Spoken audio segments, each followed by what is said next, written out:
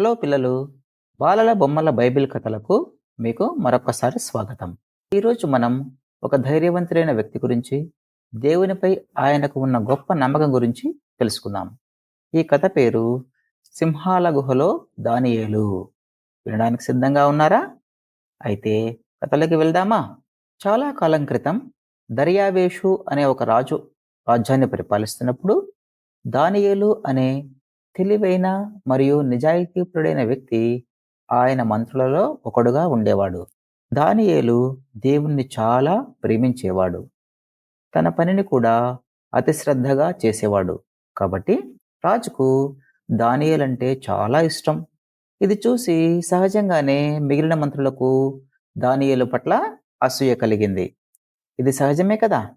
వారు దానియేలును ఇబ్బంది పెట్టడానికి ఒక పథకం వేశారు. రాజు దగ్గరికి వెళ్ళి 30 రోజుల పాటు రాజ్యంలోని ప్రజలందరూ రాజును తప్ప ఇంకెవరిని మరి ఏ ఇతర దేవుణ్ణి కూడా ప్రార్థించకూడదని, అలా చేస్తే వారిని సింహాల గుహలో పడేయాలని ఒక ఆజ్ఞ జారీ చేయమని రాజును కోరారు. వారి దురుద్దేశం తెలియని రాజు ఆ ఆజ్ఞపై సంతకం చేశాడు. ఈ కొత్త ఆజ్ఞ గురించి తెలిసిన దానియేలు ఎంతమాత్రం భయపడలేదు. అతను ఎప్పటిలాగే రోజుకు 3 సార్లు తన ఇంటి పైగదిలో కిటికీలు తెరిచి దేవుణ్ణి మనసారా ప్రార్థించాడు. దేవుడు తనను కాపాడుతాడని అతనికి గొప్ప నమ్మకం. అసూయపడినటువంటి అధికారులు దానియేలును గమనించి అతను ప్రార్థిస్తున్నప్పుడు చూసి వెంటనే దర్యావేషు రాజుకు ఫిర్యాదు చేశారు. రాజు చాలా బాధపడ్డాడు.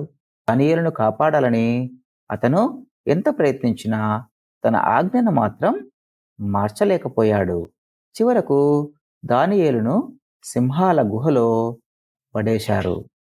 అప్పుడు రాజు దానియేలుతో, నీవు నిత్యం సేవించుచున్న నీ దేవుడు నిన్ను రక్షించునుగాక అని అన్నాడు. ఆ రాత్రి దేవుడు తన దూతను పంపి సింహాల నోళ్లను మూయించాడు. కాబట్టి దానియేలుకు ఎటువంటి హాని కూడా ఆ గుహలో సింహాలు తలపెట్టలేదు. మరుసటి రోజు ఉదయం రాజు ఆందోళనగా సింహాల గుహ దగ్గరికి పరిగెత్తాడు. దానియేలు బ్రతికే ఉన్నాడని తెలిసి రాజు చాలా సంతోషించాడు.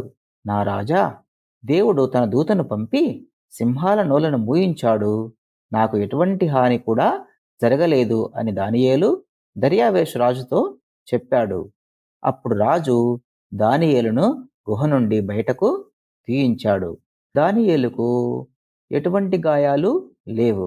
రాజు అసూయపడినటువంటి అధికారులను మరియు వారి కుటుంబాలను సింహాల గుహలో పడేశాడు. ఇప్పుడు ఏమి జరిగి ఉంటుందో మీకు తెలుసుగా పిల్లలు. సింహాలు వారిని వెంటనే మింగివేశాయి. ఆ తర్వాత రాజు ఒక కొత్త ఆజ్ఞను జారీ చేసి దానియేలు పూజించే దేవుడు గొప్ప దేవుడని, ఆయన రక్షించే దేవుడని, అందరూ కూడా ఆయన్నే పూజించాలని ప్రకటించాడు. దేవునిపై నమ్మకం ఉంటే ఆయన మనల్ని ఎల్లప్పుడూ కాపాడుతూ ఉంటాడని ఈ కథ మనకు నేర్పిస్తుంది. కథను చక్కగా విన్నారు కదా పిల్లలు.